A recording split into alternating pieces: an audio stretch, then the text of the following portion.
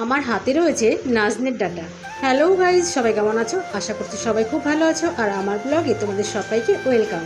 চলো আজকে এই ডাঁটা দিয়ে বানিয়ে ফেলে একটা রেসিপি। তোমাদের কেমন লাগবে জানি না, তবে এই রেসিপিটা আমার তো দারুণ লাগে। ডাঁটা তো কাটা হয়ে গেল, চলো এবার এই আলুটা কেটে নিই। এটা বানাতে লাগছে নাজনের ডাঁটা, তোমরা তো দেখতেই পেলে, তার সাথে আলু আর বড়ি, কলাইয়ের ডালের বড়ি। আর লাগছে রান্না করতে 5 ফোড়ন, শুকনো লঙ্কা, তেজপাতা, সর্ষে বাটা, কাঁচা লঙ্কা বাটা আর একটু জিরে বাটা। দেখো মায়ের হাতের তৈরি কলাইয়ের ডালের বড়ি খেতে কিন্তু অসাধারণ। দেখেছো কত বড় বড়? এটা যখন ঝোলে দেবো তখন আরও ফুলে বড় হয়ে যাবে। এই বড়ি খেতেও খুব টেস্ট, তবে বাজারের কেনা বড়িতে কিন্তু এত টেস্ট হয় না। কেনা বড়ির স্বাদও কম আর ঝোলে দিতে দিতেই গলে যায়, কিন্তু মায়ের হাতের তৈরির এই বড়ি ঝোলে দিলে আরও ফুলে বড় হয়ে যায়। রান্নাটা তো হয়ে গেল, চলো এবার খেয়ে দেখা যাক কেমন হয়েছে। আমার ব্লগে আমি রান্না করি, আমি টেস্ট করে দেখি, কেননা ছেলে বর ওরা ক্যামেরার পেছনে থাকে, সবসময় সামনে আসতে চায় না।